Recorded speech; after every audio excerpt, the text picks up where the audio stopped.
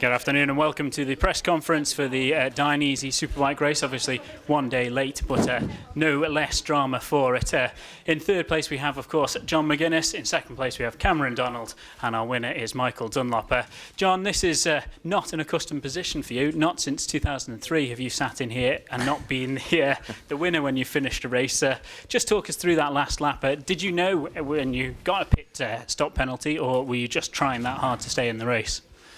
Well, you know, just to start, I can't win them all. I tried my heart out right from the word go for the whole 6 laps, and you know, I came in for my second pit stop. We had a good pit stop, and I don't know what happened. I can't recall why I went over the speed limit. I mean, obviously it's my fault. They're the rules. I'll take it on the chin. I think 60 seconds is a bit of a big penalty, but that's the rules. And I was speeding through pit lane. I don't know why. Maybe it was coming with camera and I was a little bit unsighted or something, or maybe I just went over it somewhere. But I did, and but I didn't understand. I come in P2 and in a sort of strongest position, and went out P4 way behind. I didn't understand it, so I just pushed and pushed. I thought I've ridden hard for 6 laps, for 5 laps here. I'm gonna fight for my podium, and I pushed and pushed and pushed on last lap, and I braked as late as I could. I got on the power wheel as I could. A lot of sliding, a lot of spinning, and I just give it everything. And I'm just pleased to nick the podium back. I mean, I would have been really upset if I'd have missed the podium, but I was dead proud, and to wear the Dunlop colours from 2000. I was fortunate to be in that race, and the last Superbike race that Joy won, and I was on the podium there in the same position. I was third next to another Dunlop, but this chap's uncle. So it feels a bit weird after 13 years or so. But yeah, I got the yellow helmet on and the Dunlop colours, and pretty special. But I wanted to win. It wasn't to be, but I did my best, and I got on the podium. And a little consolation is a lap record. So yeah, pleased. Obviously, when you're out there, you're concentrating on the race. But did you get any sort of reaction from the fans on the special leathers and the bike colours? Yeah, I mean, absolutely. A lot of waves, a lot of programmes being waved, and a few heads in the hedges and one thing and another. It was pretty special, and everybody out there. I mean, you can't get to speak to everybody, but I hope everybody out there watching enjoyed it, and it brought back a few fantastic memories of Joey out there in the colours with a famous yellow lid on, doing some incredible things out on that course, and 26 times winner. People move on and whatever, but Joey will never be forgotten. And it's great that 30 years ago he won his first race for Honda, and Honda have won the race, and the Dunlops won the race. So it's maybe Michael should be in these leathers. I don't know, but it wasn't to be. But I did my best, and like I say, it was a proud moment, and great to be sat up here with 2 great riders, and Honda 1, 2, 3. So yep, it just shows I've got the pace for an old fella at 41 years old. I thought I'd be running out of puff on lap 6, but we were stronger on lap 6 and broke the lap record. So if I can get out of the traps a bit quicker in the senior, I might give him a run for his money. Well, you've acknowledged Michael's skills around the mountain course in the past. Now he's obviously your teammate. Did you expect him to be up to speed so quickly? Yeah, absolutely. I mean, Michael, we don't just rock up and down the mountain with a lot of fancy bikes. We've been doing a lot of testing, a lot of tyre testing. We've been to Mireval in France. We've been testing in Spain. We've done 24-hour endurance race. We've done lots of testing, and Michael's been bang on the pace, all the tests, and to be honest, he's been the quickest. He was the quickest at the Boldo, so he deserves his place in the team, and he's delivered the goods today. So hats off to him, and I just wish I was 24-year-old again, but unfortunately I can't be that age. Time's clicking on, but it's good. It's good to have a good teammate and somebody to give us a run, a good push, and he's lifted the bar now, so fair dues. Ladies and gentlemen, third place in the Dainese Superbike race and a new lap record, John McGuinness.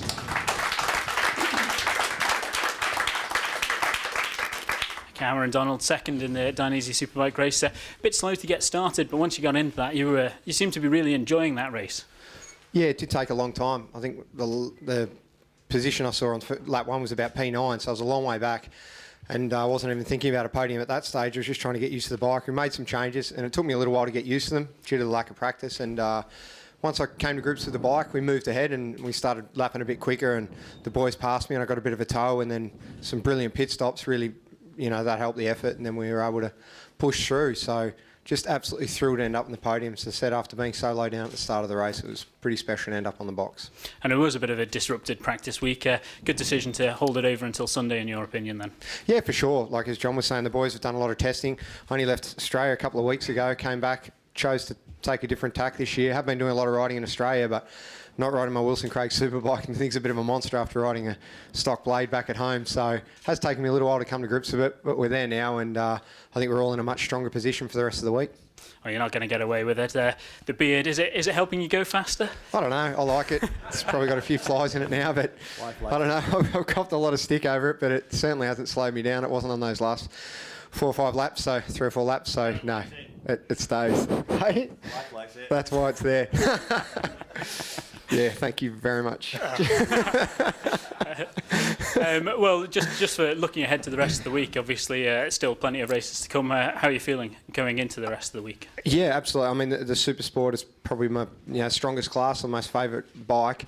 The Wilson Craig 600 is awesome. So, hopefully we can just move onwards and upwards from here. But as we've already seen, it's going to be some really close racing this TT. I mean, there was nothing separating a big bunch of us for quite a while there, especially from sort of Michael was clear out, but second, third, fourth, we're all bunched up. So I think we're in for some really close racing. We're going to earn our results this week. And ladies and gentlemen, second place, almost demoted there, Cameron Donald in the Dainese Superbike race. Thank you.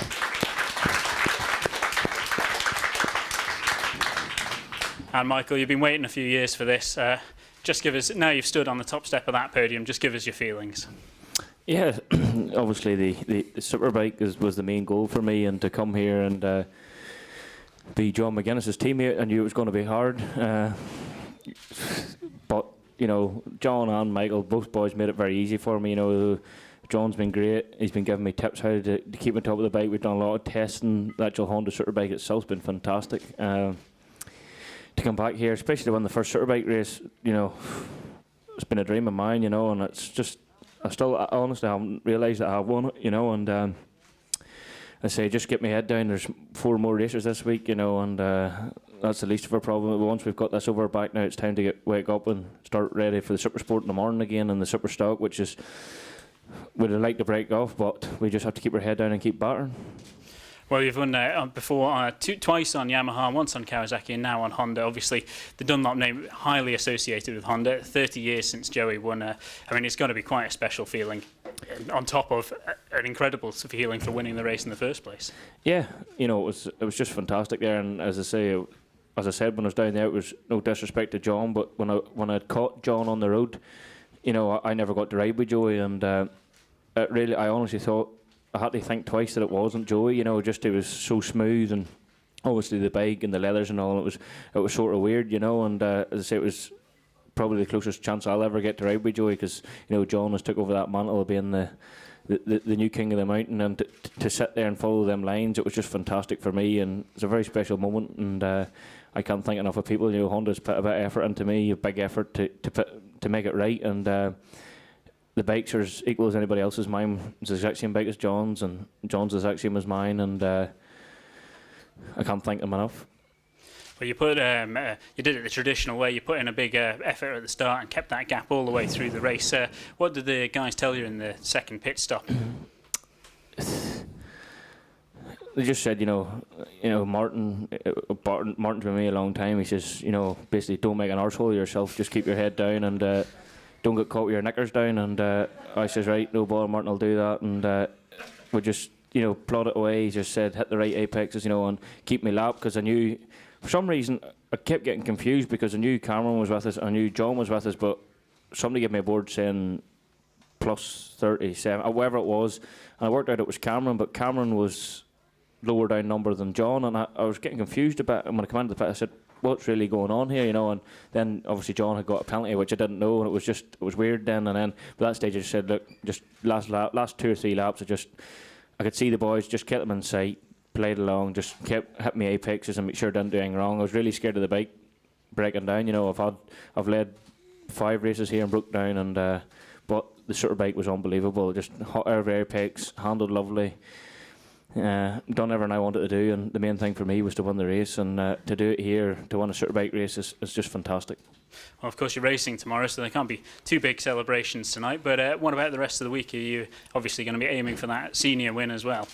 Yeah, look, that's a long way. These two boys are going to have something to say about that too.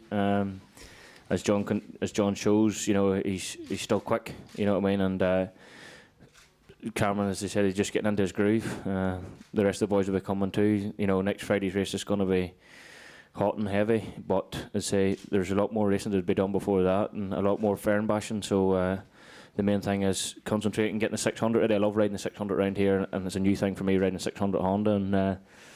And Spoon and Bear's overworking at the bike at the minute, so hopefully I'll be right in the morning and we can have another crack at another one.